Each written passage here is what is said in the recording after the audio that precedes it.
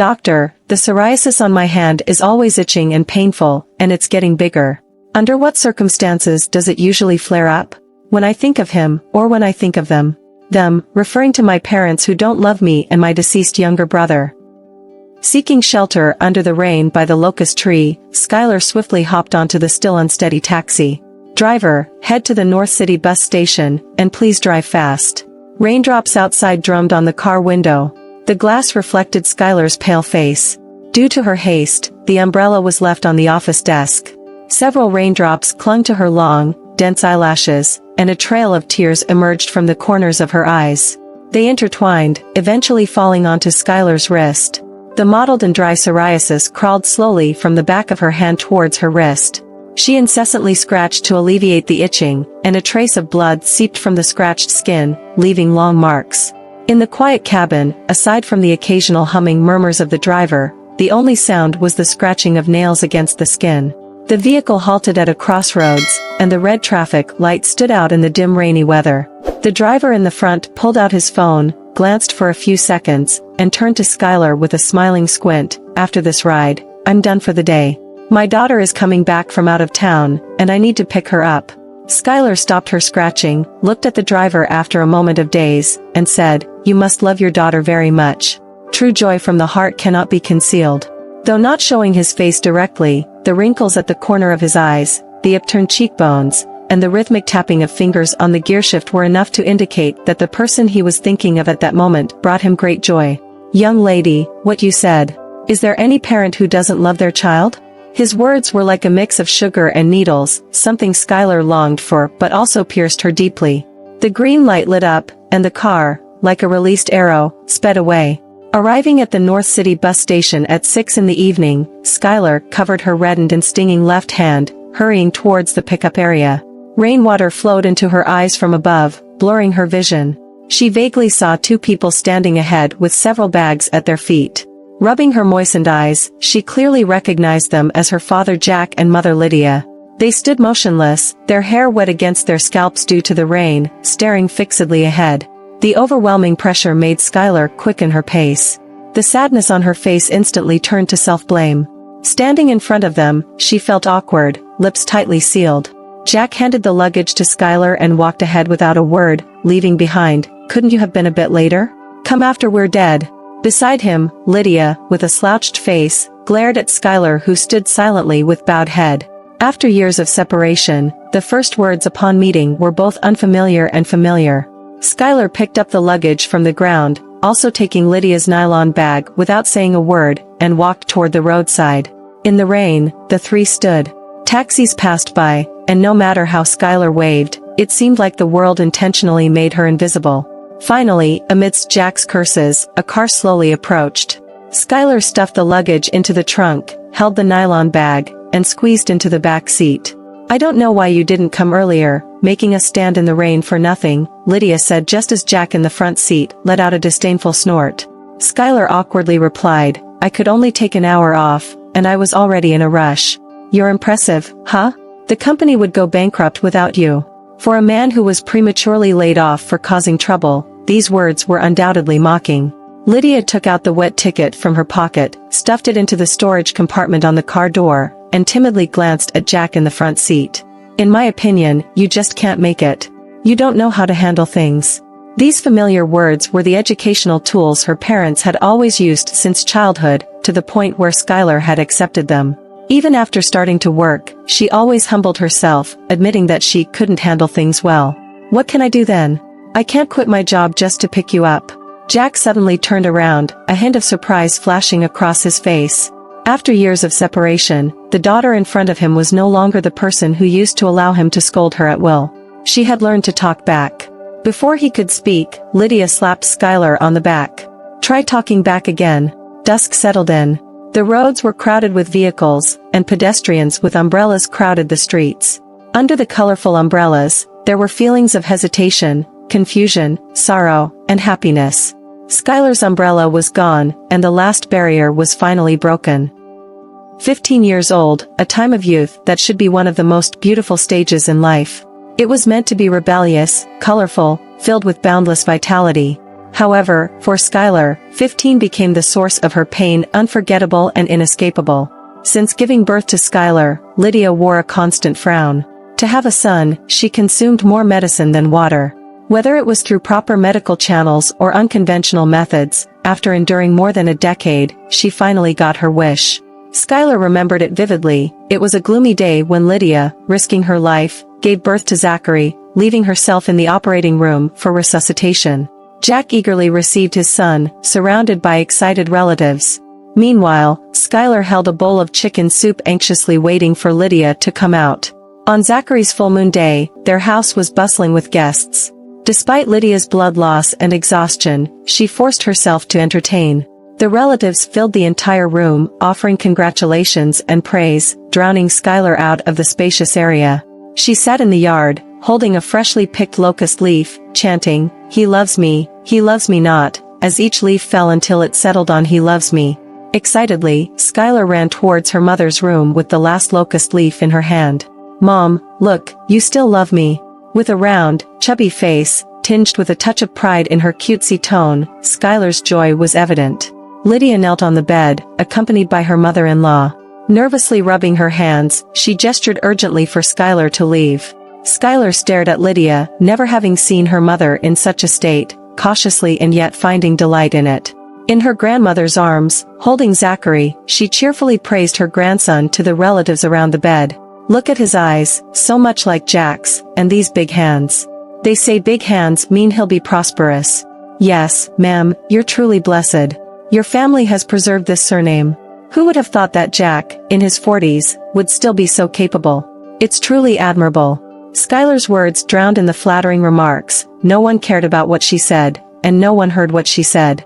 Though her grandmother was delighted, she couldn't resist mocking Lydia a bit. "It's just that this child came too late. In my time, I gave birth precisely once, and my status in my husband's family skyrocketed." Lydia, still recovering from the surgery, couldn't stand straight and had beads of sweat on her pale lips. She trembled. "This time took half of my life, but thankfully, Zachary is safe."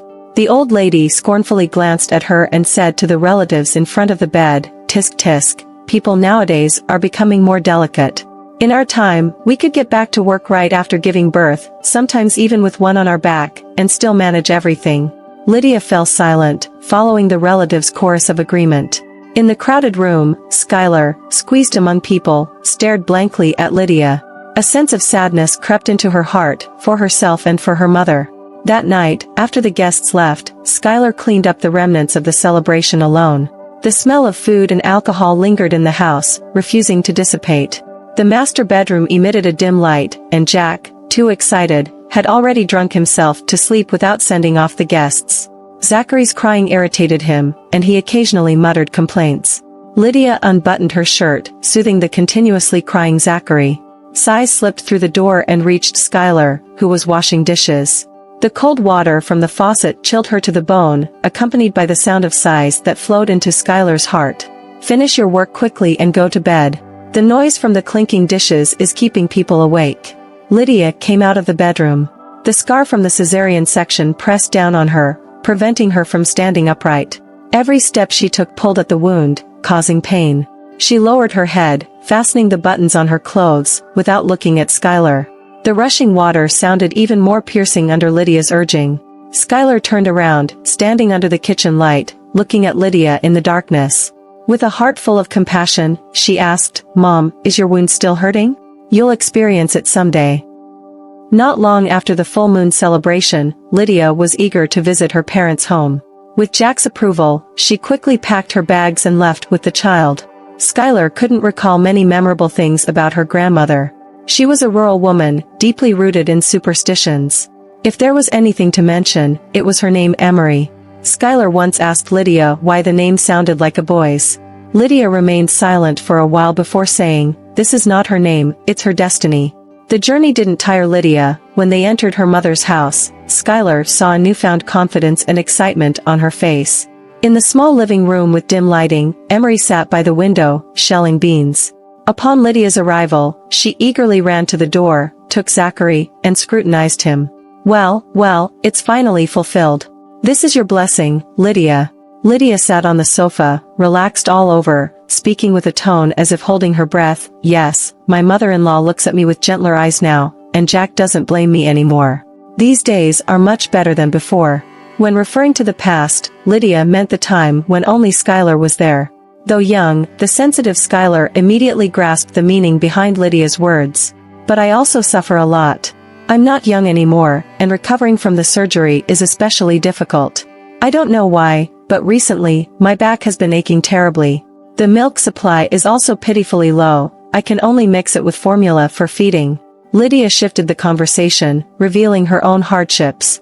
After all, this was her own family, and she didn't need to restrain herself or flatter others. Then you need to take good care of Jack.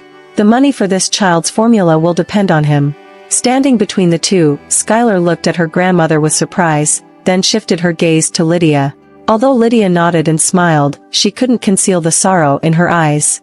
Emery handed a basket of beans to Skyler, instructing her to clean them in the kitchen. Just a few steps into the kitchen, Skyler heard Emery whisper, "You're blessed, unlike me. I only have one daughter in my life, bullied by my in-laws, beaten and scolded by my husband. I won't have an easy time even in the afterlife." These words entered Lydia's ears, stirring a mix of emotions. She understood her mother's suffering from not having a son and felt sad about it, but she couldn't pinpoint where the sadness came from, as everyone around her had gone through similar experiences. However, Emery's words undoubtedly acted as a tonic for Lydia, reinforcing her belief that her hard-earned son was a blessing. Since her visit to her parents' home, Lydia's joy couldn't be hidden from her face. Already having a child in her later years, combined with others' praises and superstitions, Zachary was spoiled beyond measure. While other kids started attending kindergarten at 3, Zachary refused to go even at 5.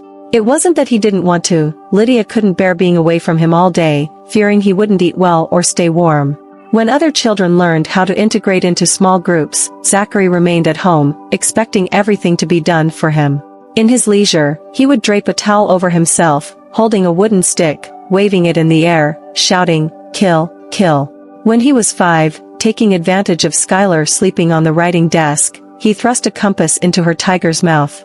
Startled awake by the sudden pain, Skyler covered her bleeding hand, looking at her laughing brother with anger, and swiftly rushed towards him, delivering a slap to his face.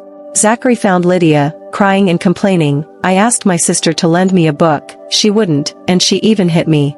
Lydia, seeing the fingerprint on Zachary's cheek, suddenly became furious.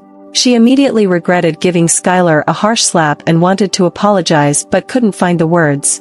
"Mom, it's not my fault. It was my brother who used the compass on me," Skyler said cautiously, suppressing tears and the fiery pain on her face. Feeling remorseful, Lydia wanted to comfort Skyler, but Zachary was crying and making a scene. She could only console the younger one first. "Stop crying. When Dad comes back, I'll have him make you a new bookshelf. Whatever books you want, I'll buy them for you." Then, turning to Skyler, she said, "He's your younger brother, give in to him. What are you arguing with him for? If your dad finds out about this, he'll surely give you a good beating." Not long after, Jack had a bookshelf made by the workers at the factory. The day it was brought home, Zachary happily bounced around, provocatively looking at Skyler standing at the bedroom door. However, disaster struck. One afternoon, while Lydia and Jack attended a fellow worker's child's wedding, Skyler was reading in the bedroom. Zachary shouted, "Come out and help me get a book. I can't reach it. Hurry up. Otherwise, I'll have Mom and Dad beat you to death." Skyler got up, locked the bedroom door, pretending not to hear. After a while, she heard a loud bang. She quickly walked to the living room and found Zachary lying on the ground, his head trapped under the bookshelf. Zachary's cries echoed through the scattered books and broken glass. Skyler rushed over, trying to move the bookshelf, but with her strength alone, it was impossible. Kneeling down, she comforted Zachary under the bookshelf, moved the books blocking his sides, and discovered a thin piece of glass had pierced his neck. Blood flowed out in clusters, staining Skyler's pants and shoes. Terrified, she ran to the landline to dial the number she remembered but had never used, 120. Her index finger, stained with blood, trembled violently with each press of the keys. After an unknown amount of time, Zachary's blinking slowed. Skyler's trembling voice echoed, "Open your eyes, don't close them." Only when the noisy footsteps outside approached did Skyler feel a breath of relief in her chest. When she ran to open the door, her heart sank. The door was locked from the inside. The banquet venue was 2 streets away, and Skyler frantically called Lydia's pager over and over again. People outside tried various methods to get in, while those inside tried desperately to get out. These 10 minutes were enough to cost Zachary his life. It wasn't until Lydia hurriedly arrived and opened the door that Skyler, covered in blood, was squeezed into a corner. Her eyes were vacant, and there was no time to clean the bloodstains as she rushed to the hospital. At that moment, she felt that as long as Zachary was okay, everything would be fine. Jack, still reeking of alcohol, was supported by colleagues into the hospital. It wasn't until he realized Zachary had passed away that the alcohol in his system completely evaporated. The long corridor emitted a green light. Lydia sat silently in a chair, tears the size of beans falling to the ground. Her disheveled long hair covered her face, making it impossible to see her expression. In a corner, Jack cried loudly for a long time. As the tears ran out, he shifted his focus to Skyler. His walnut-like eyes were bloodshot. He grabbed Skyler's collar and repeatedly slammed her against the wall behind her, asking, "What happened? How did he die?" "He was crushed by the bookshelf, and I couldn't lift it," Skyler explained, her occiput repeatedly hitting the wall, painful but persistent. "He doesn't have the strength to knock down the bookshelf." "Dad, it's really not me. I wanted to save Zachary, but the door was..." Before Skyler could finish explaining, Lydia on the opposite side let out a sharp scream, "Shut up! Shut up!" Perhaps it would be good for everyone, especially for Lydia. In the days that followed, Skyler was confined at home, forbidden to go near anything related to Zachary. She guessed how sad her family was and could imagine Lydia's despair. Since then, Skyler developed a habit of scratching her skin. The blood points at the tiger's mouth turned into indelible black moles, as if mocking her mercilessly. "All this sin will follow you, and you can't escape." Slowly, the black mole turned into a large patch of psoriasis, beyond control. Lydia, immersed in pain, gradually weakened mentally. Her eyes were often swollen, as if veiled, looking murky and unclear. About 2 months later, Lydia went to the hospital due to unbearable back pain and was diagnosed with ovarian cancer. The consecutive misfortunes left her haggard. During that time, whenever she saw Skyler, she would start rambling, "If you were a boy, I wouldn't end up like this. I lost my son, and my own body is falling apart." Jack, who had initially considered having another child, abandoned the idea when Lydia got cancer. He invested everything in smoking and drinking. Whenever he was unhappy at home, he would vent his frustration on Skyler with a beating. During these moments, Lydia would lie in bed, close her eyes, pretending not to hear anything. She dared not intervene, fearing that Jack would take his anger out on her. Until Skyler completed her specialized studies and secured a job in the construction industry in Jungha City. Without hesitation, she left without looking back. During their parting, Lydia hid in the bedroom and refused to come out. Jack threw a ledger at Skyler's feet, his face dark and livid. "As long as the accounts are here, you won't be able to completely break free from us." Skyler looked up at her father, his eyes, like black holes, staring intensely at her. Since Zachary's death, there was no light in his eyes. "Dad, take care of yourself and take care of Mom." In the years in Jungha, Skyler immersed herself in work, keeping herself busy. At times, she even forgot about her parents and the brother who died in front of her. She thought everything would gradually fade away with the passage of time. It was good not to be involved, but unexpectedly, they still came back. Lee-Ji-Yuan Community is a low-cost housing area, gathering most of the working-class residents in Jungha City. Despite its average environment, it boasts affordable housing prices. In Skyler's 3rd year of work, she moved out of a shared rental and rented a 1-bedroom apartment. 1 month before her parents were due to arrive, Skyler made thorough preparations. She partitioned a small area in the not-so-spacious living room, placing a single bed for her parents, while clearing out the bedroom for herself. As Lydia squatted on the floor packing luggage, she stood up to grab a bag, revealing a cigarette burn on her arm. Old scars crumpled into folds, and new scars layered on top. "What happened to your arm?" Skyler asked, surprised and concerned. She knew she wouldn't get a straight answer, but she couldn't help asking. Lydia abruptly pulled back her arm, casting a frightened glance at Jack, who was sitting on the sofa smoking. Quickly interjecting, she said, "How's your job? You must be earning a lot." Jack scoffed, $500 a month. "How much can you earn? I say you should get married. Wait until you become an old spinster, you won't even be able to marry by paying money." Since entering the construction industry, Skyler relied on the fixed monthly salary and earned travel allowances by working on construction sites year-round. She took on tasks and travels others avoided. She worked so hard just to clear the debts in Jack's ledger as soon as possible. Skyler squatted on the floor, packing her belongings, responding quietly, "As long as I repay what I owe you, that's all that matters." "Nonsense." Jack grabbed the notebook from the coffee table and threw it at Skyler. The sharp and hard edges of the notebook hit the back of her head. Skyler, seemingly unfazed, stood up and looked at him. "Let me treat you to dinner. You're a real piece of work." Jack's curses echoed through the entire room, like a cleaver hacking down on Skyler. At night, the wind howled outside, and raindrops pounded heavily on the windows. Skyler, chilled to the bone, tossed and turned, unable to sleep. Suddenly, she heard the curtain beside her being pulled open. Turning abruptly, she saw Lydia, disheveled, staring at her with sorrow. She mumbled, "If the one who died was you, we wouldn't have to suffer like this." After a few minutes, Lydia turned and walked towards the bedroom, dragging a long shadow behind her. As the door closed, the shadow was cut off and disappeared. Skyler covered her mouth with the blanket, her throat convulsing, tears streaming down her face. Twice a year, Lydia would lose her sanity, on Zachary's birthday and Zachary's death anniversary. These 2 days were deeply etched in Skyler's heart. She dared not open her phone because she would receive numerous messages of complaint from Lydia. She cried as she deleted the messages, occasionally a tear dropping onto the word dead on the screen, magnifying it, again and again. Tonight, the person on the other side of the phone appeared nakedly in front of Skyler. It only reinforced how deeply Lydia resented her. The next evening, after finishing work, Skyler returned home. As she entered, she was completely stunned. The once familiar home suddenly seemed strange. Her favorite throw pillow was gone, the pink sofa cushions turned into rough white linen, the TV was covered in white gauze, the transparent glass coffee table adorned with New Year baby posters, and in the center of the TV cabinet, there was Zachary's memorial photo. Especially that memorial photo, positioned in the center of the entire house, gazing solemnly at everyone inside. Skyler's mood instantly became complicated. This was no longer her home, it was the place where she used to live.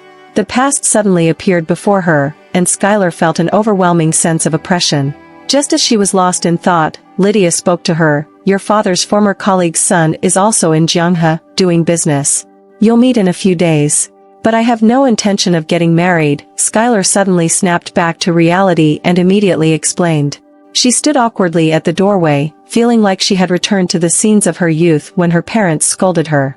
Jack squinted, sitting on the sofa flipping through a small notebook in his hands. Skyler immediately recognized the notebook, filled with every penny she owed, including Zachary's funeral expenses. He remained silent, just nudging Lydia with his elbow. "We came for 2 reasons this time. 1, we're getting old, plagued by illnesses, and we need someone to take care of us. The other is for you to get married soon.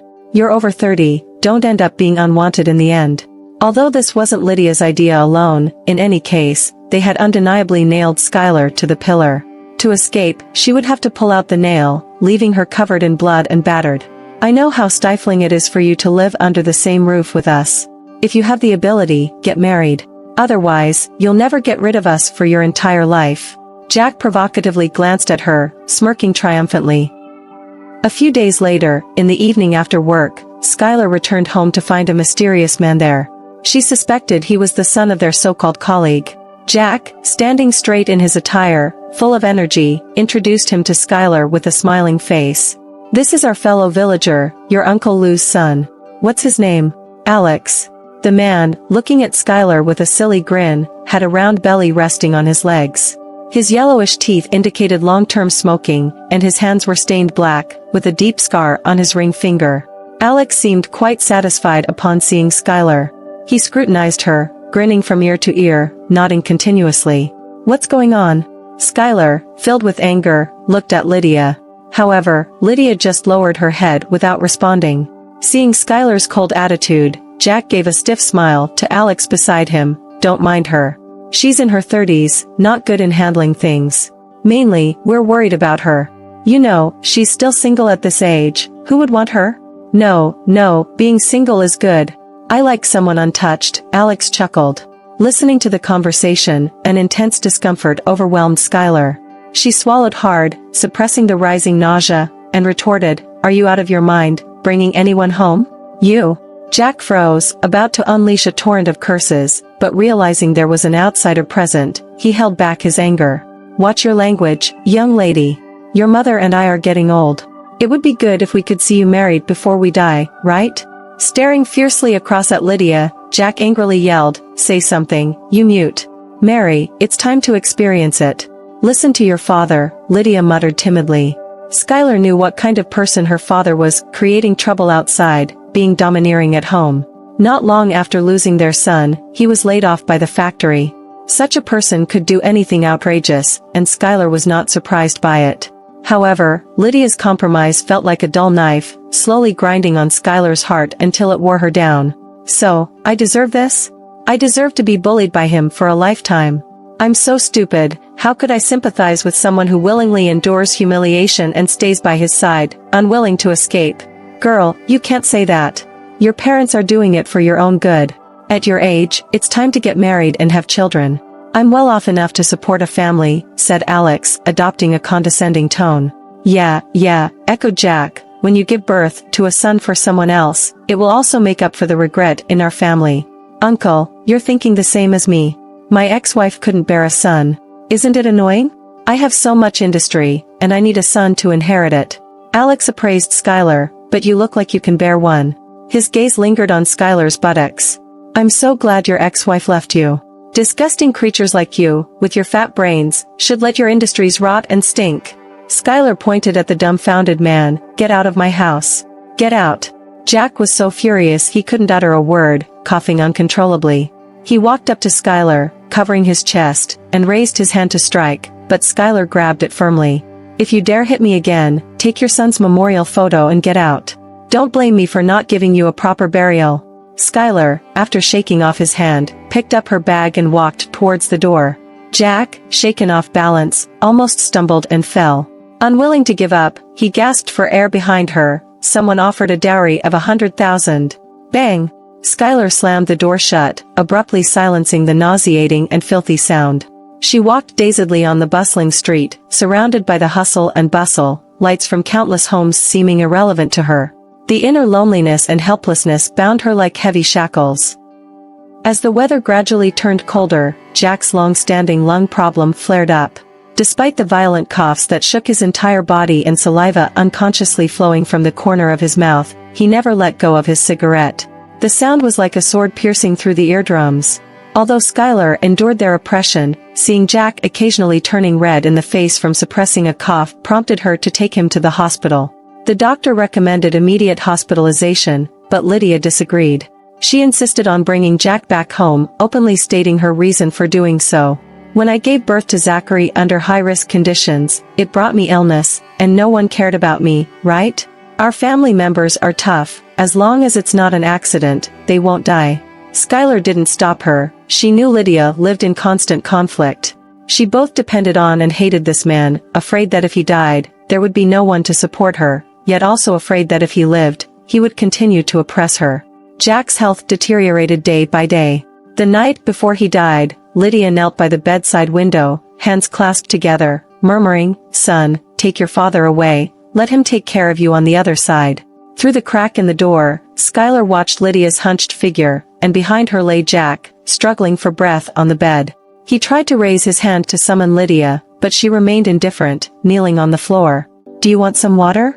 Skyler squatted by the bedside, placing a cup of hot water on the nightstand. The light from the desk lamp illuminated half of her profile, and the other half fell on Jack's wrinkled face. Lydia, with her back to the bed, turned her head upon hearing Skyler's voice. Her eyes were bloodshot, and her nose was red, clear signs of having endured a recent cry. "You also have a pitiful situation. At the end of your life, not even someone to hand you water. Mom said let Zachary take you away, and I think it's a good idea. Go reunite with him." Lying stiff on the bed, Jack stared with wide eyes, his mouth wide open. His Adam's apple quivered back and forth, emitting a muffled, low growl. "Why do you look so terrified? Is it because you're about to die, and the only people around you are those who hate you, making you scared?" Skyler moved closer again. "If your son were still alive, how great would it be? He could mourn for you, but unfortunately, you killed him with the gift you gave him. Skyler pulled the blanket over Jack. As she stood up, tears streamed down her face. Her nose wasn't stuffy, and her heart didn't ache.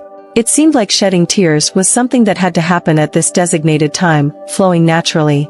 Jack lifted his stiff arm, swept it across the bedside table, and knocked the cup to the ground. The shattered glass, sharp and merciless, scattered across the floor. After a moment of silence, Skyler dialed that intimidating number again, 120. Jack didn't last long in the hospital, he stopped breathing. Facing Jack's departure, Skyler's emotions were complex. When Jack was alive, he often said, "Daughters are raised for others." He also frequently berated Lydia, saying, "This worthless embryo can't even give birth to a son. Are you trying to end my lineage?" Every time Jack scolded Lydia, Skyler would playfully tease her with leaves she picked up. However, when Lydia saw Skyler's face, she glared at her with resentment, snatching the leaves from her hands and crushing them underfoot. It seemed that all the misfortunes Lydia experienced were attributed to Skyler. After Jack's death, only Lydia remained in the house. Her health deteriorated rapidly. She often sat alone in the bedroom, staring blankly out the window. Occasionally, she would laugh or cry. Skyler would stand outside the door, watching, understanding Lydia's helplessness. One evening, Skyler walked into the bedroom with a bowl of porridge. After placing it on the bedside table, she prepared to leave. Lydia lay on the bed, staring at the ceiling. It seemed like she hadn't spoken for a long time, her voice muffled as if stuffed with cotton. "Lately, I always feel like Zachary is still with me, a mischievous child, lively and active." Skyler paused by the bed, leaning over to look at her. "You might be having hallucinations. He has been dead for a long time." "No. He shouldn't have died, he should still be alive." These words pierced Lydia like a sword. She suddenly sat up, raising her hands to smash the bed forcefully. Due to the force, Lydia's eyes turned red. Her head swayed lightly, teeth tightly clenched, emitting a creaking sound. Skyler gently lifted the blanket covering Lydia's lower body, revealing an unpleasant smell. Staring at Lydia's swollen legs, Skyler remained calm. "Dad is gone now. You should feel relieved." Lydia remained silent, turning her head away. "I think you should feel relieved. After all these years, you've been living under his oppression. What's the use of feeling relieved? I don't have much time left. But I have a long way to go, and you haven't apologized to me yet." Lydia turned her head in surprise, looking at Skyler with a half-smile. "What apology do you want?" Skyler looked at her, feeling that her mother, though present, was distant. It was like a clash between new and old thoughts, but more like a daughter yearning for her mother's understanding. She hadn't decided what kind of apology she needed from Lydia, whether it was tearful confessions of years of indebtedness or a straightforward "I'm sorry" as if from a stranger. In Skyler's heart, the lost affection could never be compensated for. Giving birth to her but not loving her became an everlasting knot. "Let's eat." Skyler turned and left, leaving Lydia sitting on the bed, bewildered. At the end of the year, the workload at the office increased. When Skyler finished work, it was already 10 at night. Exhausted, her legs numb and body weak, she felt as though a slight push could make her collapse, never to get up again. From the moment she left her office chair, she forced herself to prepare to go home, too fatigued to exchange greetings with colleagues. Speaking even one more sentence would drain her completely. In a daze, she reached the door of her home. She fumbled in her bag for her keys, pressed her ear against the door, and listened for a while. There was no sound inside the house. Upon finding the keys and pushing the door open, Skyler was met with darkness. She fumbled in the dark, searching for the light switch. As the light illuminated the room, she saw Lydia sitting on the sofa, her gaze vacant. Ignoring Lydia, Skyler walked straight to the bed, took off her coat, and drew the curtains. Silence enveloped the room, with only the sound of wind outside and occasional car honks, Lydia's heavy breathing mixed in. "I've been thinking these days. What do you want an apology for? I gave birth to you and raised you, fulfilling my duty," Lydia suddenly spoke, her voice slow and hoarse. Skyler turned over, unwilling to engage in the conversation. However, Lydia continued as if oblivious to her presence. "Since I gave birth to you, I was scorned by my in-laws, scolded by my husband. I felt no love, no one loved me. Until Zachary came along, everyone smiled at me, praised me. They said at my age, giving birth to a boy was a blessing." Lydia's words carried a hint of resentment and a hint of satisfaction. "But he died, taking my blessing away. I should have enjoyed the second half of my life, but instead, I'm back to square one. Skyler sat up, and through the curtain, she sneered, "You don't feel unloved, my love is worthless to you." "It's not worthless. I'm also a daughter, I also love my mother. But what can I do for her? I can't rescue her from suffering, nor can I endure the humiliation for her. Everyone around me has experienced this. What makes you different from them?" Skyler remained silent for a long time. She lifted her head, holding back tears. Her left hand, affected by psoriasis, was slightly painful. She bit her lip, exerting pressure on her right hand, refraining from touching that sore spot. "So, can you understand my helplessness? Is it because you think this is something I must go through? So, when Dad was desperately beating me, you could lie in bed, pretending not to see. Is it because you've experienced it, I must go through it too? What should I do? If I say I shouldn't have given birth to you, suffering the hatred and hardships, is it better than this? At least, Zachary wouldn't have to suffer like this." Lydia pulled up her sleeves, wiping away the tear stains on her face. Skyler froze. She hadn't expected that the uncontrollable event of her birth could become such an absurd excuse. "If you insist on an apology, the only thing I can think of is that on the day Zachary died, I didn't say it was me who locked the door, letting your dad misunderstand and resent you all along." Lydia was now choked with sobs, unable to control her shaking shoulders, constantly wiping her damp eyes. "Mom," Skyler called softly. Lydia looked toward the bed, squinting. She could only see Skyler's dark shadow behind the curtain. "You?" Lydia started to say the first word, but Skyler couldn't control her tears. She took a deep breath, trying to calm herself. "From childhood to adulthood, have you ever loved me, even for a moment? I don't remember. Whenever I think of you, I feel resentment in my heart. In fact, if you just say you loved me, it might have healed my entire life. Even if it's a lie." Skyler closed her eyes, and her nose twitched with a painful ache. She thought of the answer, but hearing it from her biological mother was unbearable. She hated herself for humbly hoping to get the answer she wanted. She took a deep breath, exhaling years of tangled emotions. She then smiled. "Since I understood things, I've been searching for the feeling of being loved. I've gone crazy, trapped inside, unable to break free. Even if you and others are cruel, I still hold a bit of fantasy." Skyler paused, reminiscing slowly. "I remember the day Zachary was killed." He mumbled something unclear. Lydia, moving her heavy body, stepped closer to the curtain behind which Skyler stood. She trembled, pulling aside the curtain, her voice rough. What did he say?" Skyler raised her eyebrows, looking at her. "Mom, save me." Moonlight shone through the window onto Lydia's pale face. Her pupils dilated, a glint of darkness passing through her eyes. Her heart felt like it had been struck by a sledgehammer, and she slumped to the ground, unable to move. After the new year, Skyler returned to her hometown with the ashes of her parents.